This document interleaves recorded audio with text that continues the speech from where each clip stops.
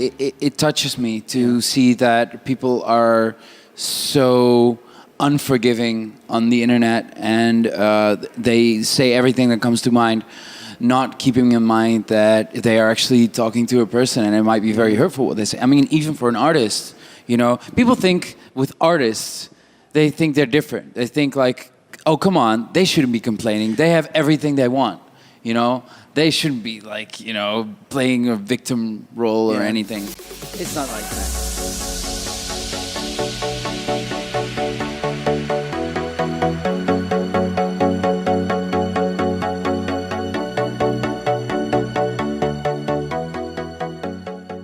It's cool that we're talking now because 3 years ago yesterday was the release of your remix of Lessons in Love.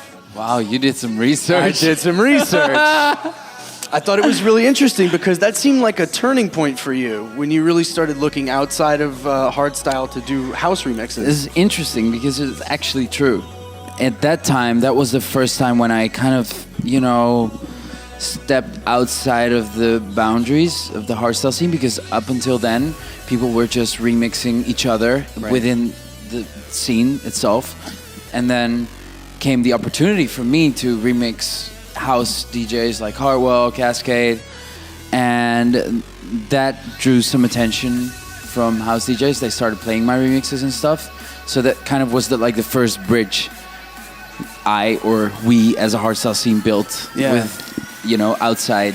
It makes a lot of sense because it's, if you're in one genre and you're remixing the same genre, it's the same audience. That's it. More or less. Well, that's it. I mean, I got some criticism from out of the hardstyle scene when I started doing those remixes. Like, oh, you're trying to like go commercial.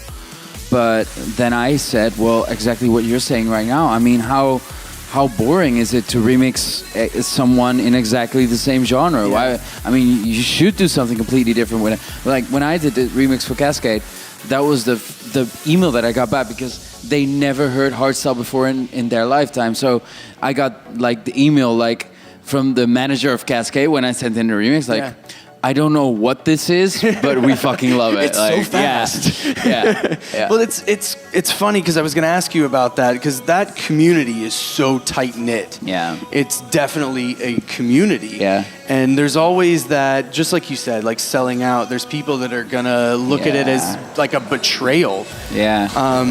How hard was that for you to decide to not only to branch out to be that person that's gonna build that bridge, but then to change your style altogether, more or less? Yeah. Well, it made me definitely a stronger person because making that decision and following through was very hard. I mean, I got a lot of resistance and a lot of shit for it.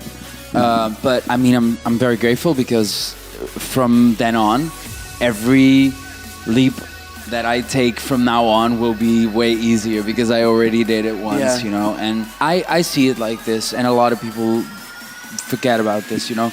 When you first become a fan of an artist, an upcoming artist, you know, in whatever genre, why do you become a fan of them? It's because you know that they are doing something they love, something authentic. They don't have fans yet. Right. They're like, why did they start doing it? They want to express themselves, you know? So it has to be that they're making it for themselves. But at some point, when you gain a following and stuff, the fans start expecting that you are making that music for them. Yeah. Like, and then it suddenly all becomes about loyalty. Like, where is that turning point, you know? I mean, I think that an artist should be making their stuff for themselves, to express themselves, and not to please their fan base or anything. I wouldn't be a fan of anyone for that reason, you know?